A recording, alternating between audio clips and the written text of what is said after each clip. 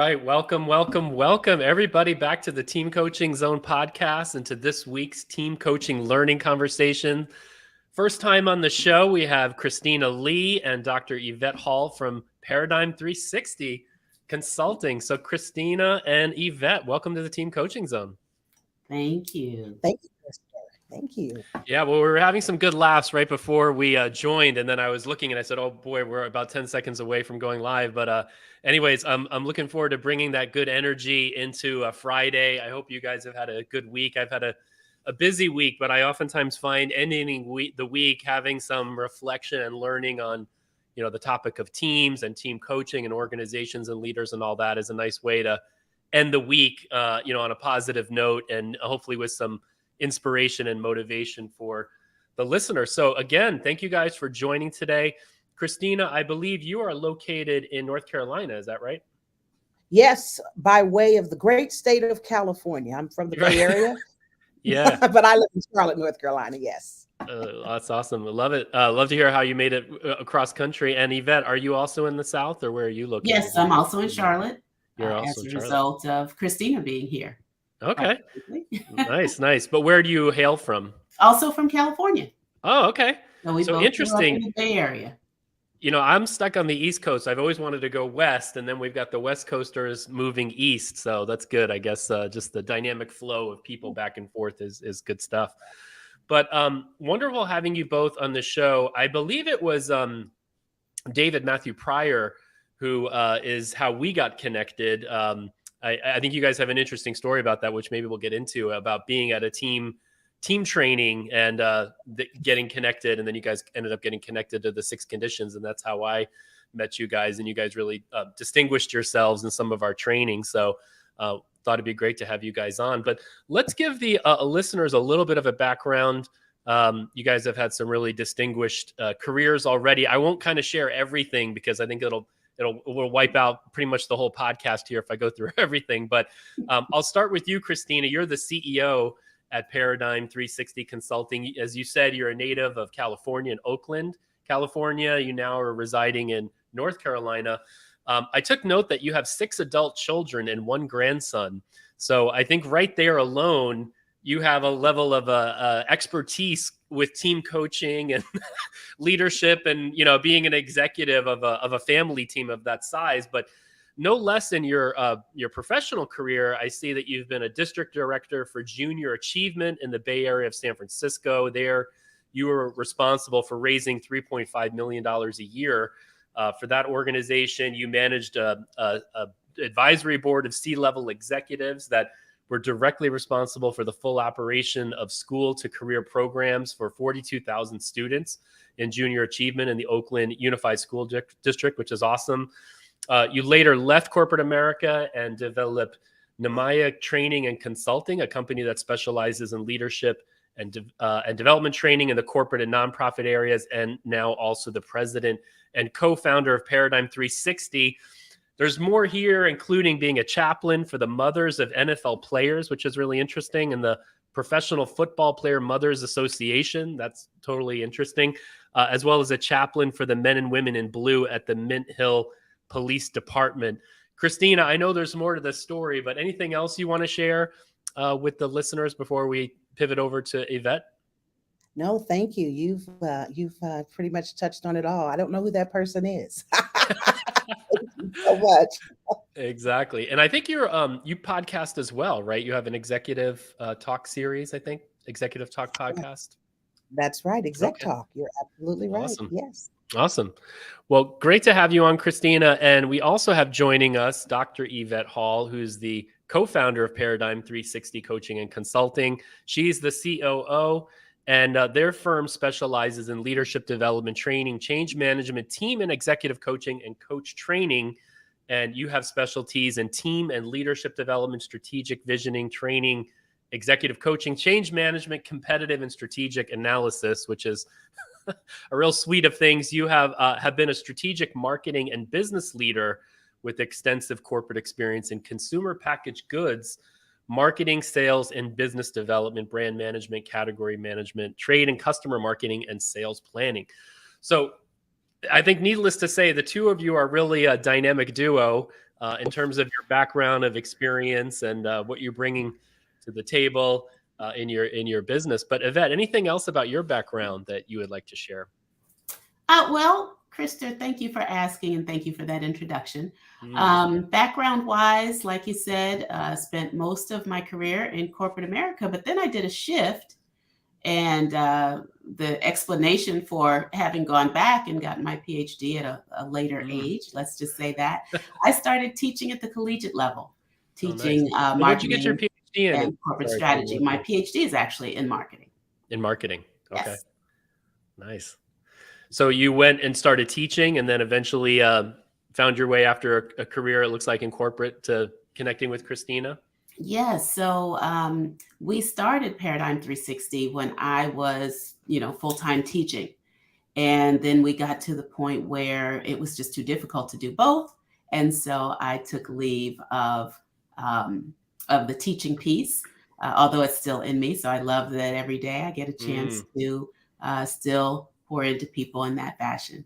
That's nice. So I know on your websites, and I'm just popping up your websites and your LinkedIn profile, so if people want to check you guys out or connect with you.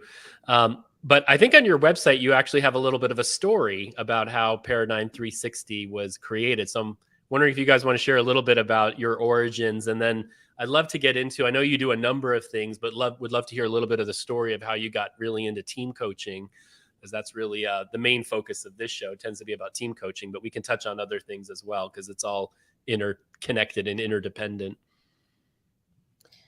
Sure. I can kind of chime in on that. So Yvette and I decided to take just a regular coach certification course. And the course was over a span of about 9 months or so.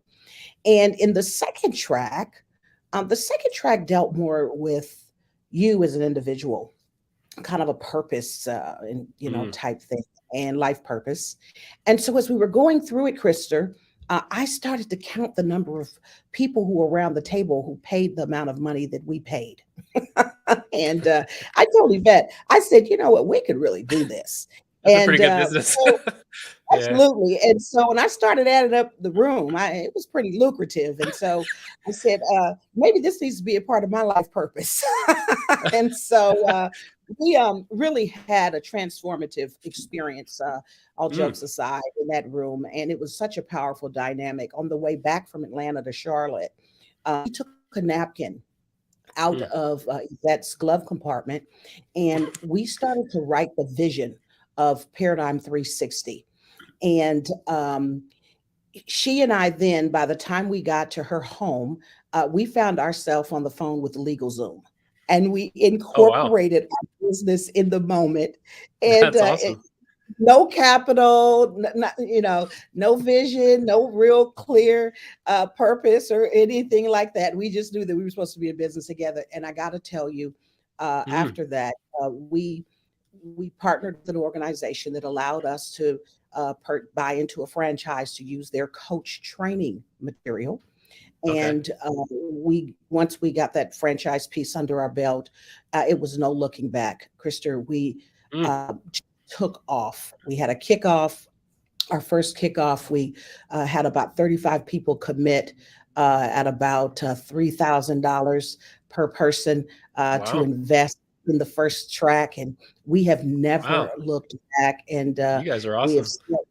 We've scaled this organization several times, and here we are today with about 12 folks on our team, and doing some pretty exciting things throughout the country with teams. I'm going to poach a new exercise for leadership teams, which is called the napkin drive technique, which is get in a car, get a napkin, and go for a drive and, discover your purpose and vision. But all jokes aside, I actually find when I'm traveling, there's something about movement and actually being in a car or plane or train or whatever that you can kind of get into a flow state, right? And a visionary state. So maybe there's something to it. Yeah, that's good stuff. So love that. Yvette, anything to add there about that origin story? No, it's all true. And I think in looking back at it, one of the things that we often look at each other and say, could you have imagined this on that drive back from Georgia? And neither of us I think, had any idea that we would be able to have the type of impact that we've been able to have in some of Nice. the spaces that we're in, particularly with our federal government clients. Yeah. I also noticed on your your website that you had a page about influencing business leaders and empowering women. Is that part of your one of your mantras or your unique signature contribution? Yeah. Yeah, I think that, one of our core values is to believe in the client, right? Mm, And we really want to make certain that whether it's a male or female, whomever we touch, that we come with a very deep fundamental belief in what it is that they want to achieve. mm, And so I think part of that really breeds a lot of empowerment. And so certainly because our company happens to be a female company, we mm, certainly, I think, sometimes lean toward wanting to make sure that we empower women to have a voice in the mm. room. I Yeah. think that that's a part of diversity, equity, and inclusion, to be able to make certain that we're not just brought to the table, Krister, but Mm. that we Right. actually have a voice at the table, right? Right. And I think that's really important. And I think that it's important for all areas of diversity, equity, inclusion, and accessibility and belonging in every Yeah. category that we have in that space. Yeah. One of the cases I'm familiar with is some colleagues of mine that are working with an executive team of a major global organization. And one of the big challenges they're having on that executive team, I mean, this is a multi-billion-dollar, enterprise, is the gender dynamics between the women on the team and the men, and the women feeling like they're kind of shut down and really don't have voice. And that even those dynamics are playing out at that level. It goes from the top all the way down, right? And a lot of times these are just hidden, like people may not even be aware that they're playing around. But I think as team coaches, one of the things we can do is really look at the balance of voices, and oftentimes Mm. they're skewed along gender and racial lines, and also in that team it's around regional lines, that certain regions of the world, the leaders representing certain regions tend to have more voice than others. So I think it's interesting, right? Which is in a powerful lens we can bring, I think, as team coaches. But yeah, maybe we'll get into that. So would love just to pivot into that a little bit about how you made it in, how you got into the team space and team coaching. Could you connect the dots a little bit there? Sure. As we went on our journey with the coach training, we quickly realized, Krister, that the market is becoming saturated with people who are being certified to be coaches.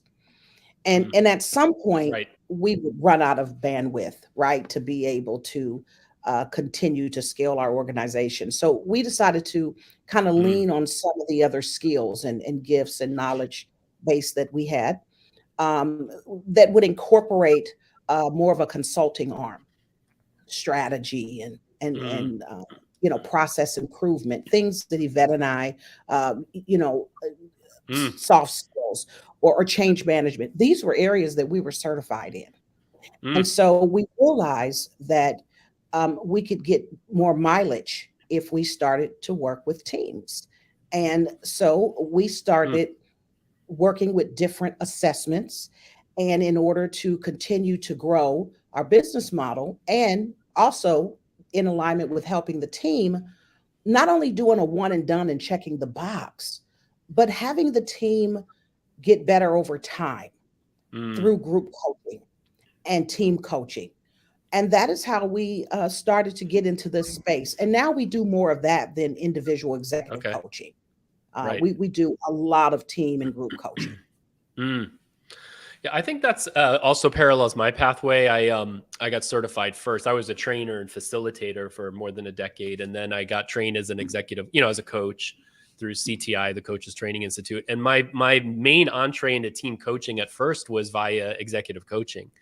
And so Mhm. once I built relationships with these leaders, they all had teams. All the leaders were struggling. Half their struggles, at least, were with their own teams, Mhm. let alone trying to negotiate and navigate the organizational systems they were part of. But that's how I got most of my initial team coaching engagement. So I think it's really interesting that we get this privilege in one-on-one coaching to tap into leaders And then, when it's appropriate, without, upselling and cross-selling, there's an opportunity to offer other services to them that they may really need.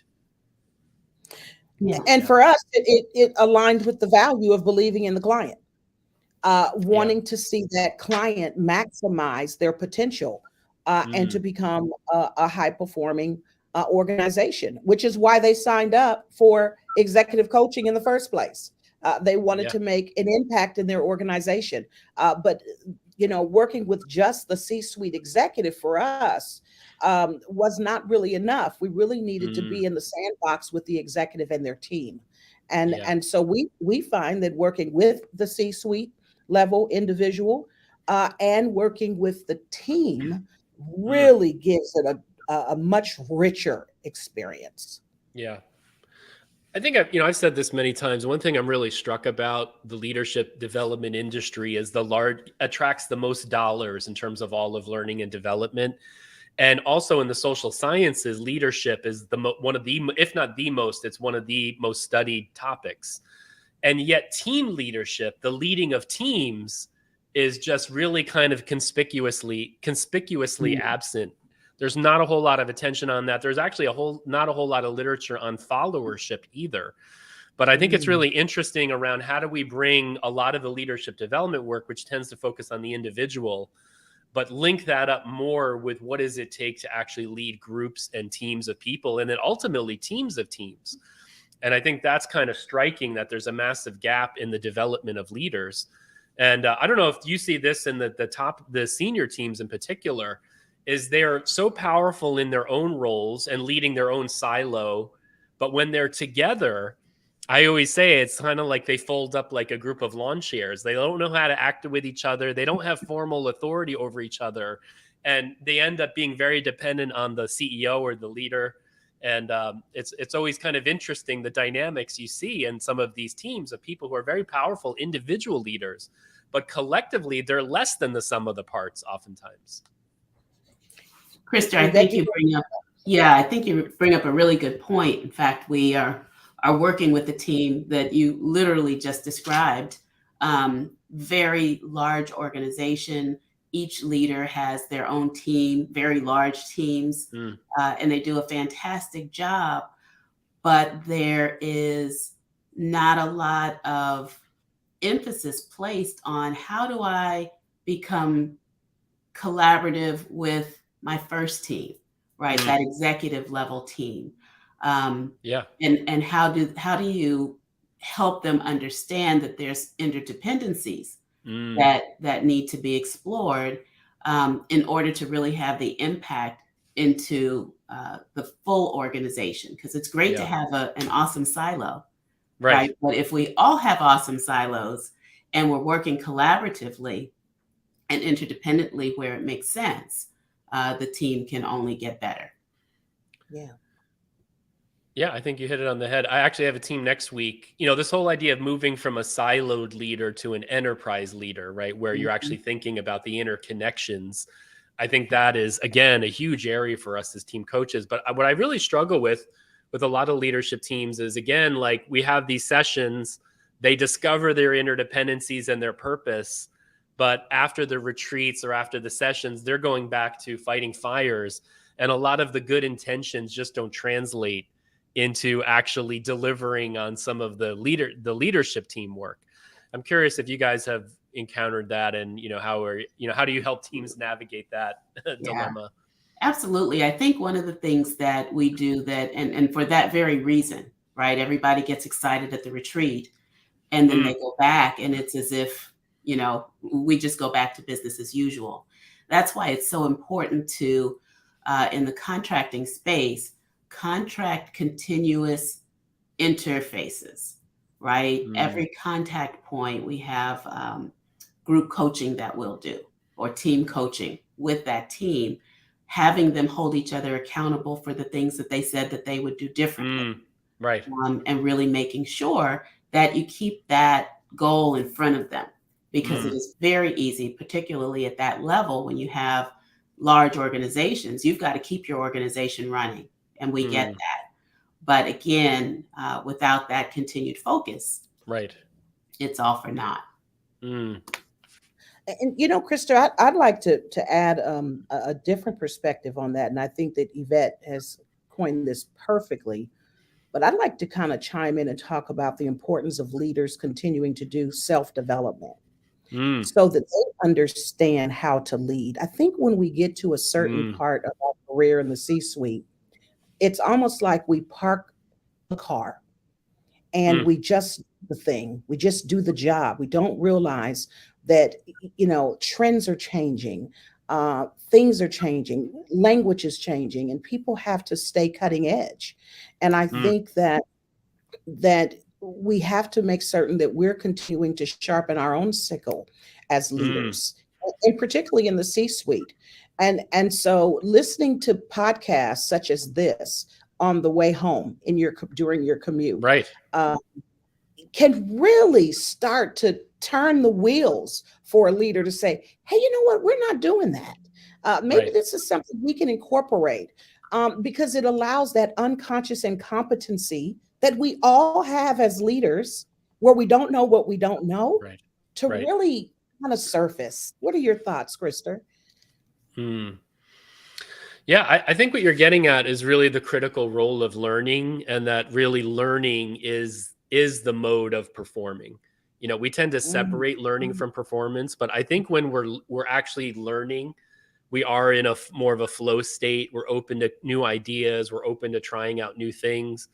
And so I think you're right. And I rail on leaders a lot, but I, I should give them a lot of empathy, because it's tough to be a leader in these organizations. I mean, I think there's a lot of dependency. There's a lot of expectations.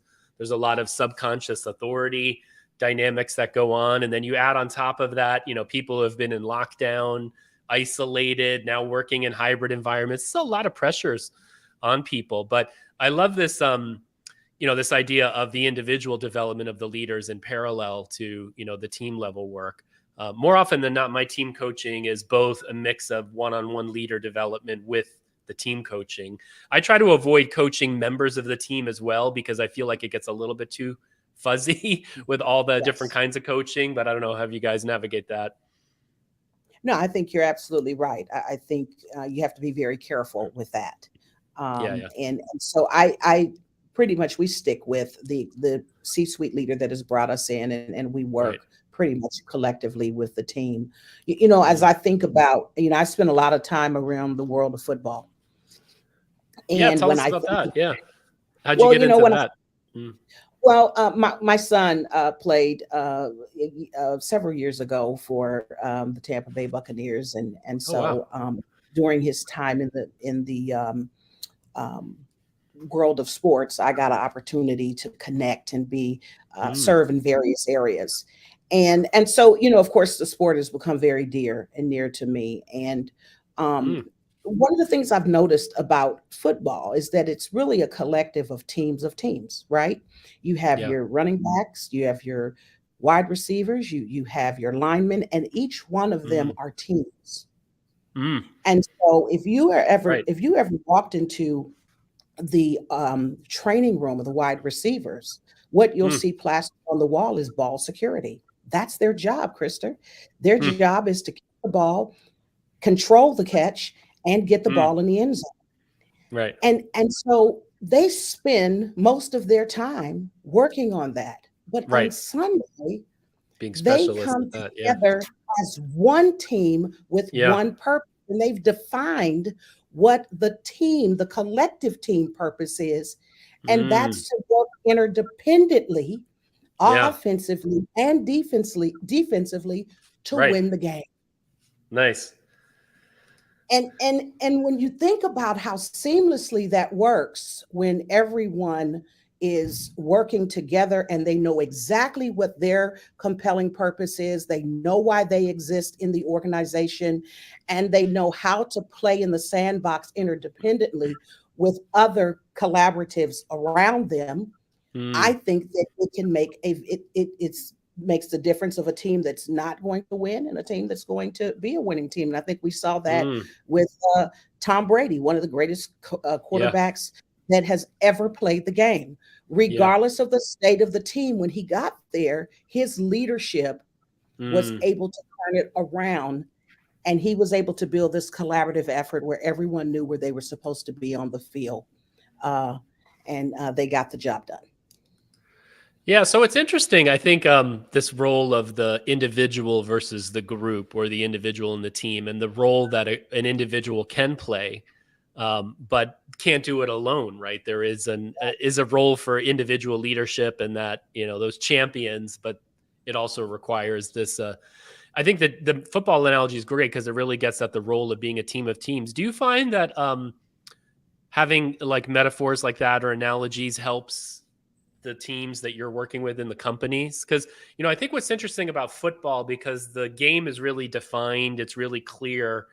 But even there, having a purpose, I think, would matter. The rules are a little bit more fixed maybe in some cases, but there's still a fair amount of complexity. I think the good news is that those teams practice a lot together, right? So, which is something I think missing in business settings oftentimes. But I'm curious about helping like executive teams and companies get the idea of working as a team of teams across with an enterprise perspective. I'm curious what you guys think about that. I use those types of examples all the time. All the time. And because you've lived with the NFL, it gives you some credibility, right? So. Yeah, it's a lived experience, and just listening to other players that I've had the opportunity to connect with, and how they've been able to develop culture, and through leadership and working together in a collaborative setting, it has helped me be able to facilitate those types of conversations amongst teams. And you're right. I mean, I think that football is more cut and dry in terms of everyone knows what they're supposed to do and show up and do that. But I think that the example, when you talk about team of teams and really helping people become interdependent and understand the importance of their role, I think that's key. And I think that the quarterback, as the leader of that organization, in terms of when they're on the field, it's their job to reinforce that culture and to be the voice that helps the team find their voice collectively. Yeah, absolutely. So I'm curious about the approaches you guys take. I know before the call we were chatting a little bit about, you've been using different frameworks like 5 dysfunctions and 6 conditions. So I'd love to hear a little bit. It sounds like you do some one-on-one with the leader who brought you in, I think, which is always smart. I think the thing I learned about that, my early team coaching pitfalls and quality failures, we'll call them, were oftentimes when I would bypass the leader because I wanted to work with the team. And I would get out of lockstep with the team leader, and that always ended in a crash and burn. So I learned to genuinely partner with the leader in co-team coaching, and not seeing myself as the coach, but actually as a support to the leader coaching their team. But I'm curious about like kind of some of the signature things you bring in the work with teams. I know it's a mix of science and art, but I'd love to hear a little bit about how you approach the work. I'll pitch that to Yvette. Yvette, you want to kind of unpack some of the assessments that we use currently? Sure. One of the things that we found is that we've kind of touched on this a little bit. There is the development of the leaders themselves as individual leaders, as well as development as a team. And so one of the tools that we've used lately is the leadership challenge. And that has allowed us to take that leadership team through a 360 assessment.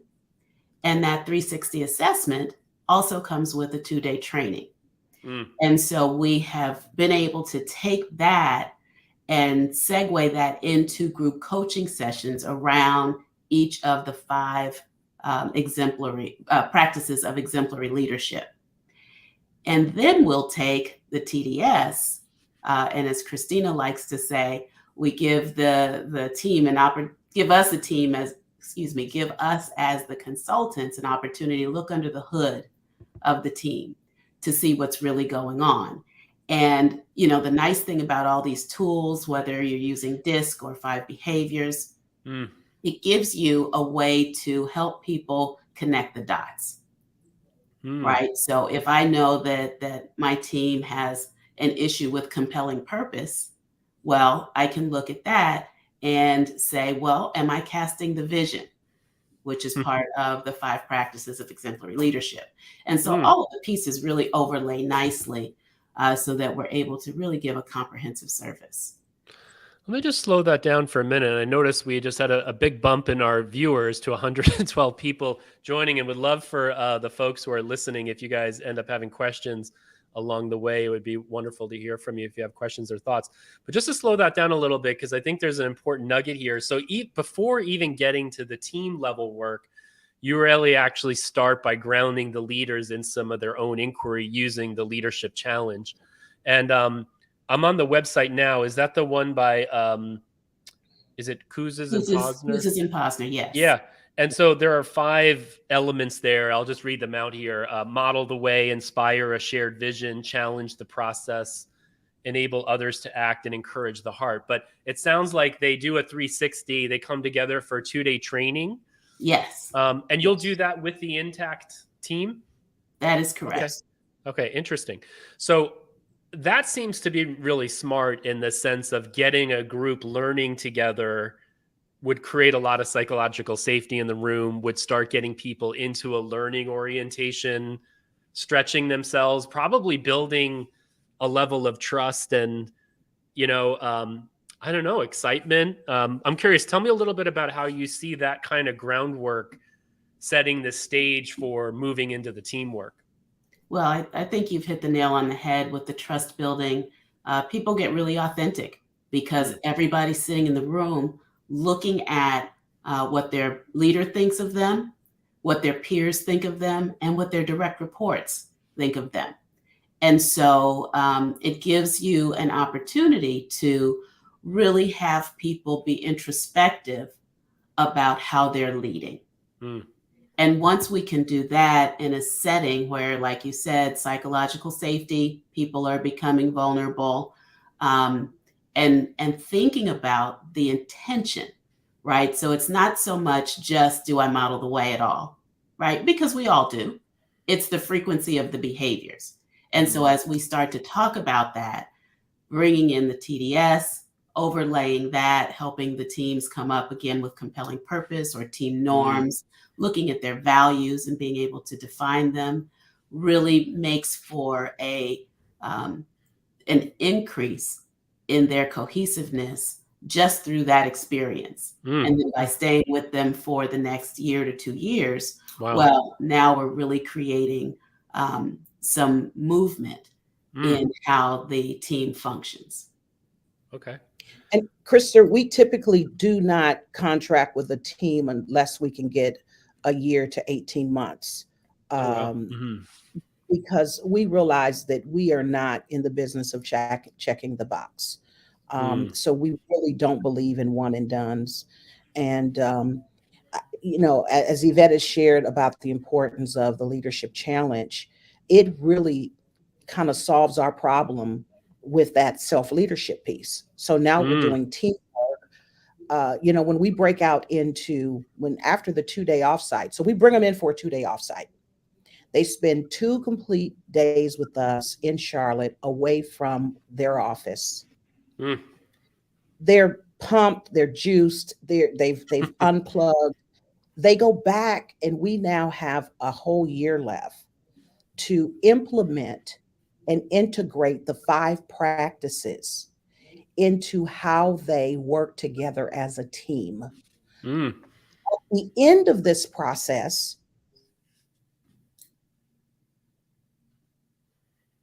data, we can get quantitative data because we can reassess them and go back to those same individuals and say, how has Krister scaled his leadership? But the beautiful thing is that we can do that with the TDS, and we can see if they're doing better as a team, not just as an individual. Can you imagine being able to be on, in California, we have some freeways. We have the Warren Freeway in Oakland that goes the same direction as the 580 freeway, right? One is just a little more elevated than the other. When you think about, I'm developing my self-leadership at the same time as developing and morphing into a team, that's going to impact my team effectiveness. We're getting better over time. We're trusting each other. And all of these components kind of overlay with dealing Right. with the actual structure of how the team was initially designed. Then they start to realize there's some holes in our design. We got to go back and do the work around these 6 Mm. conditions. And it becomes a very deep process. Mm. And we're doing this with, C-suite leaders who some of our leaders report directly to politicals in their government organizations. So we're working with teams of very large in magnitude. Wow. This is amazing. I want to come back to that, but we had a question popping up here from Lauren who asked, not to be too gender biased, but do they find women having a harder time overcoming psychological safety in teams? Good question, I Lauren. would say, yeah, I would say that we have seen that. I think that in particularly where we see a very strong male presence in the room, I do think that sometimes women feel that their voice can get lost in the Mm. room. And of course, sometimes we as women come in with more of an emotional way of approaching things, and men not so much.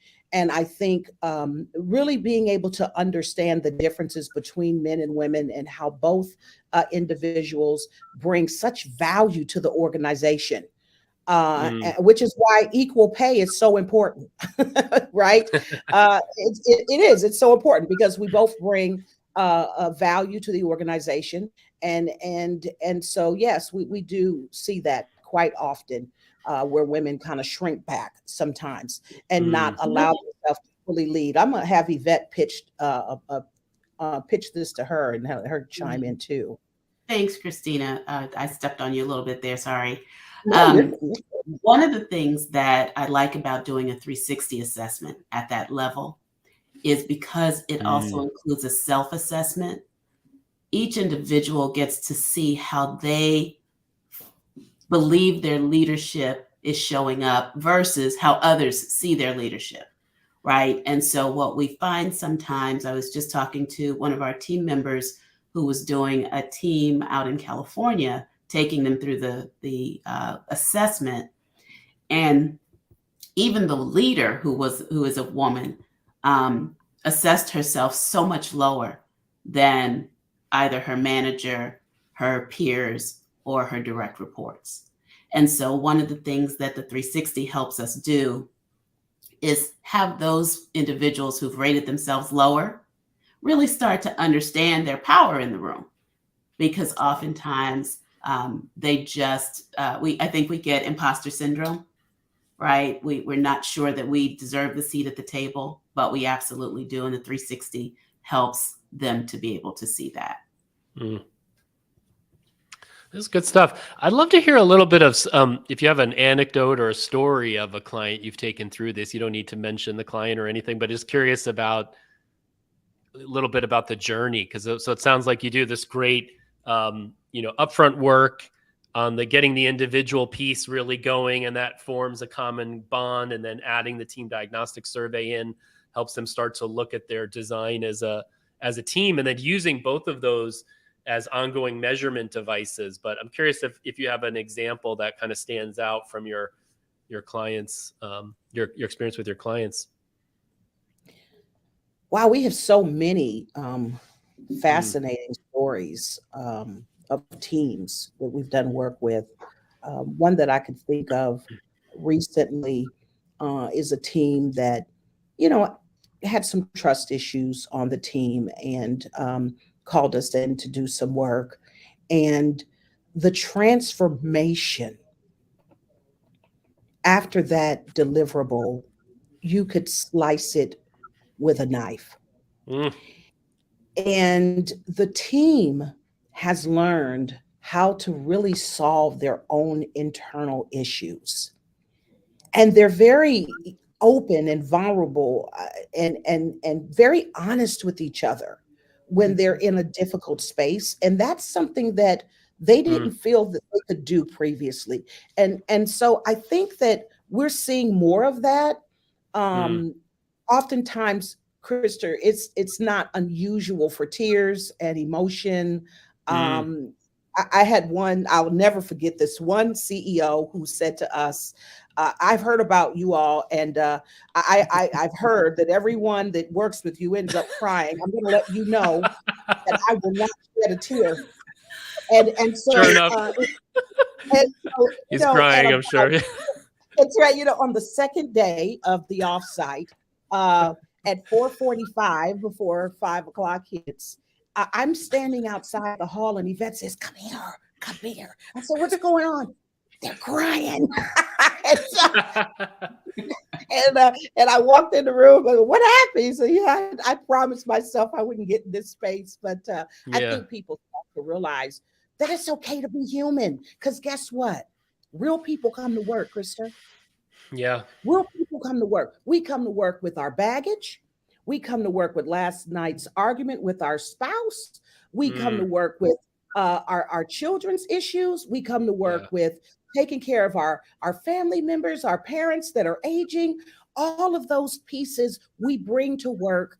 They're in this invisible Samsonite luggage. We carry it into the office. We sit in our chair visibly. It parks itself next to us. And if we don't understand how to incorporate our leadership in good human behavior, that is going to derail the team.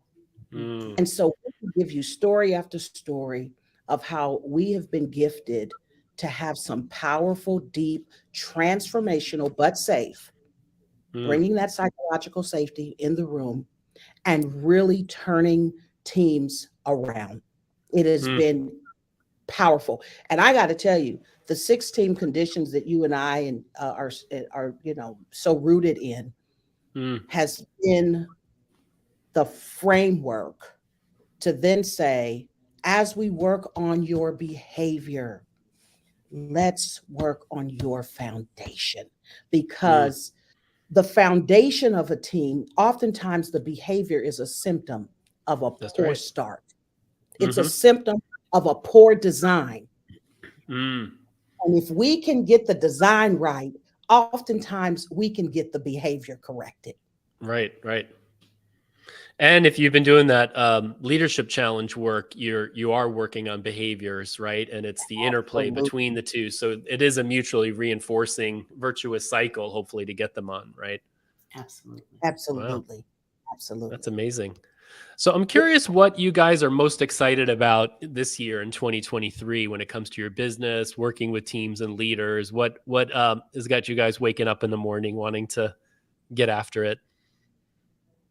Wow, that's a good question. A little bit of a loaded question. Oh boy, I think that we are at. I keep saying this. We're at the precipice, right? We've been able to scale our business, and we're now looking at doing some significant business development because we're so excited about the work that we've been able to do with these senior level teams that I just get excited about the possibility of getting to even more C-suite teams.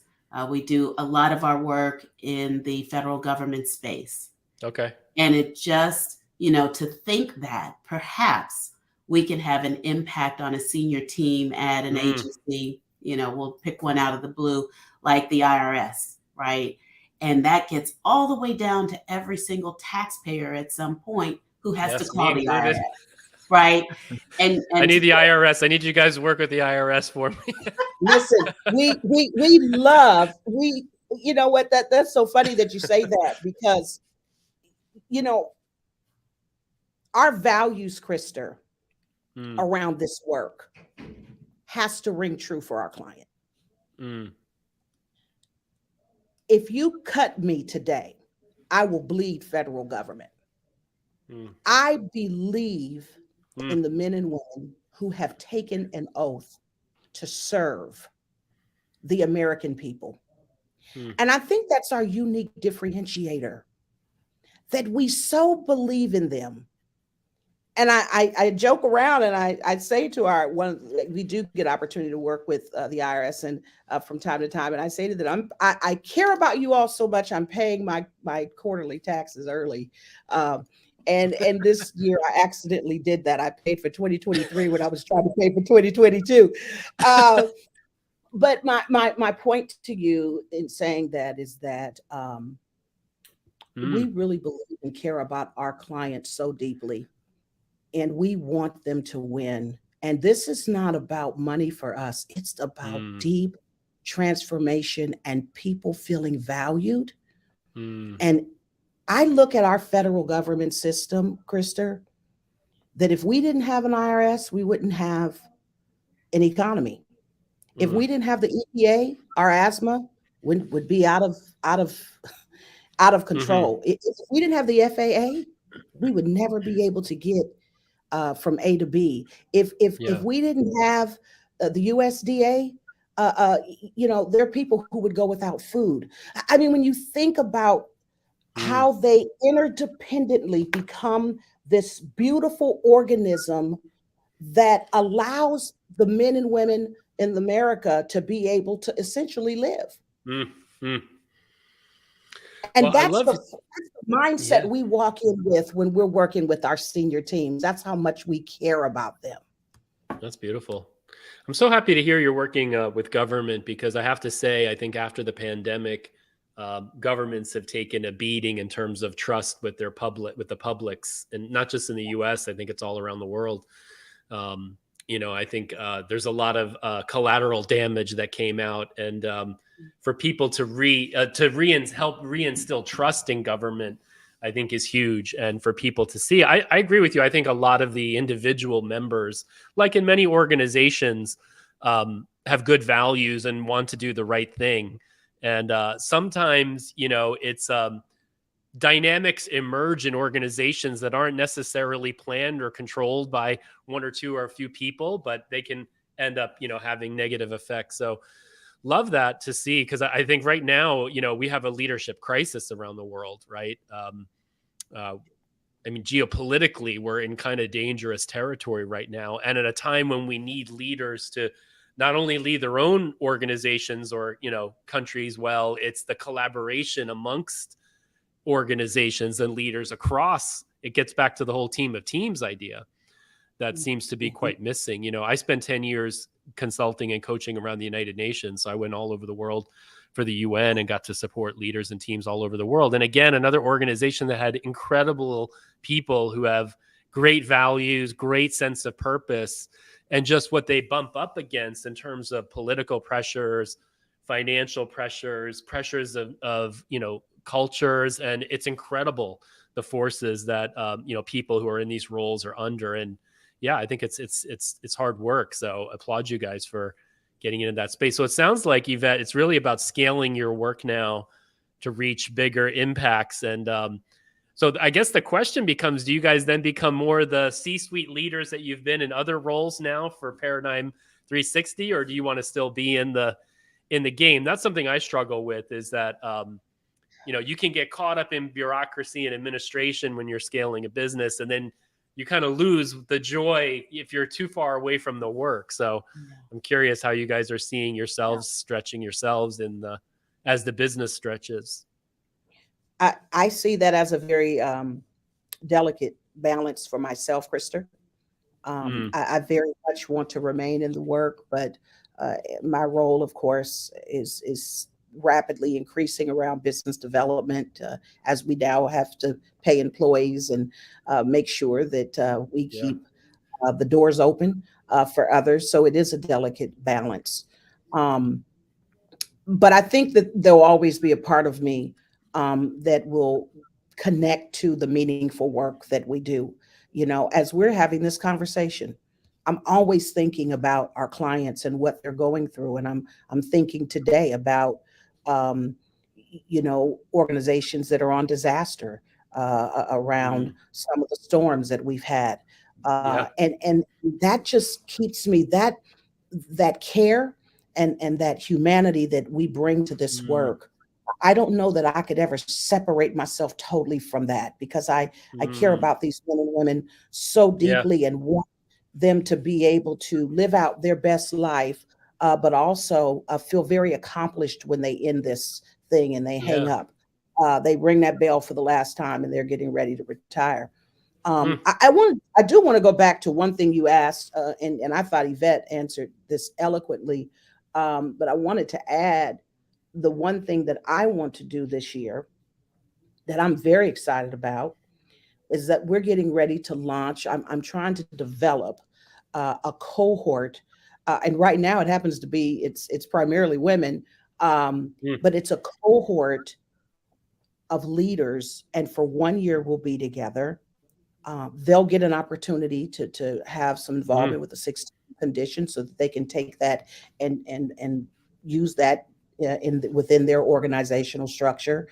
Um, I really want a comprehensive, small leadership development track where I could track and mm, measure the impact that it'll have in their organization over time. And that's what I'm working on putting together. And I know you and I've had some mm. sidebars about that. Yeah. Um, and so that's what I spend most of my awaken and sleep hours thinking about Mm, how I can help people do what they do better. mm. I love that. And I dare say I'm picking up that there's actually love in the work that you do. You know, they have that saying that when you know you're eating food that was cooked with love, it's just kind of the magic ingredient. But I am hearing a deep reservoir of love and care that you have for your clients. And that's a wellspring of passion for you that helps you want to really show up for your clients and support them in their journeys. Yeah, we've worked with a team several years ago, um, and one of the leaders, unfortunately, had a very bad um, medical condition that Mm, caused him to have to retire. And we would come and work with the interim person that kind of took this person's place, and we would do our deliverables, and then we'd find ourselves at the hospital mm. uh, going to see the leader, Wow. uh, and making sure that they know that this was not just about Mm, a contract. We really care right. about your well-being and your family. Just recently, Krista, that individual has, of course, retired, and Mm, they're trying to rebuild their health. mm. We decided to donate um, and do some team coaching for the medical doctors that really this person's life. And Oh, so wow. we went in and spent several days with the team of medical doctors, and we did the five. We didn't do the five behaviors. We did the leadership challenge, Okay. and we did that out of our own pocket. We paid for Mm, it. We gifted it, um, because not beautiful. only did we want to show the value to the person who initially brought us in, but couldn't see us finish the work through the end because they ended up in a very serious condition. But we also Mm, wanted to extend value to the doctors mm. who had an integral role in saving this leader's life.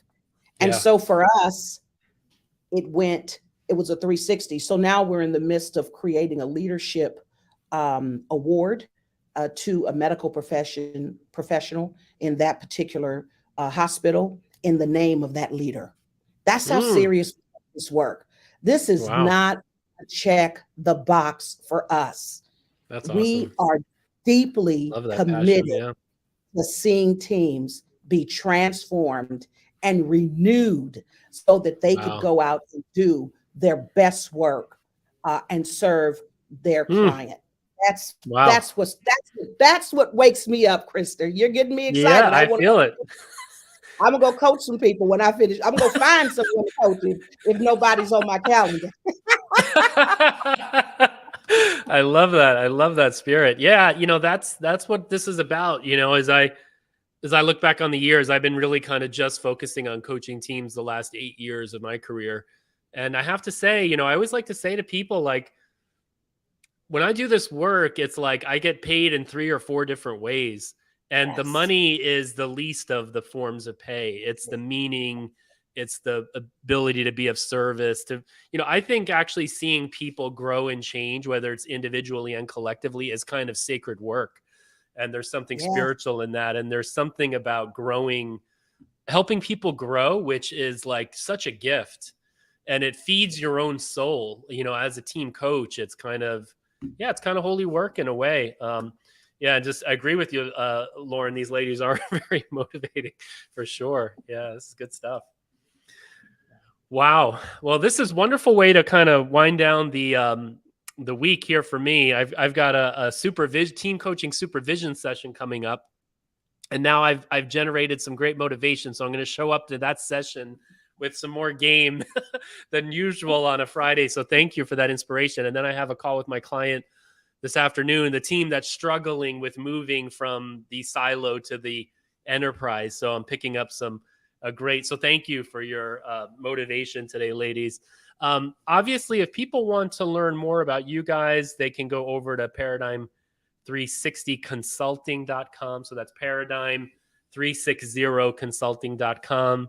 I'll pop up the LinkedIn profiles. But what else would you like people to know here in departing around where they can learn more about you? I know you've got your podcast, the Executive Talk podcast, so people can check you guys out there. Anything else you would direct people towards about you guys, and if they want to connect with you or learn more about your work? I think you've covered it all. I think you've covered everything. Thank you so much for this opportunity.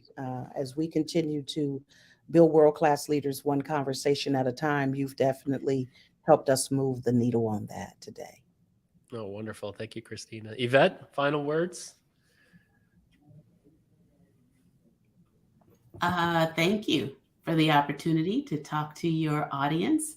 I would just encourage everyone to keep doing what you're doing. It makes a difference when you can help people to be their best selves. Yeah. Yes. That's beautiful. Well, listen, ladies, would love to have you back on the show down the road. You always have an open invitation. Let's stay in dialogue and together, hopefully we inspire more people and keep continuing to up our game and helping the teams out there do the good work of what they're summoned to be leading. So again, thank you so much. Have a great rest of your Friday, and we'll be seeing you again soon. Thank you. Thank you. Okay. Thank you. All right. Take care, everybody. Thanks for tuning in today. Bye now. Bye-bye.